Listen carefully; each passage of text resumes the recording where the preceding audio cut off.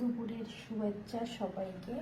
তো আজকের মেনুতে কি কি রয়েছে দেখো। সাদা ভাত, বড় বড় সোয়াবিন একদম কষা কষা করে মাংসের মতো রান্না করেছি, আর রয়েছে পেঁপে দিয়ে মুসুরির ডাল, আর রয়েছে পাঁপড় ভাজা। আজকের মেনু আমার এই। সাদা ভাত,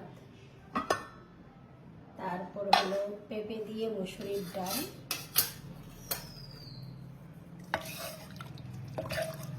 পেঁপে দিয়ে মুসুরির ডাল, আর করেছি সোয়াবিন, বড় বড় সোয়াবিন করেছি দেখো, একদম মাংসের মতো কষা কষা করে।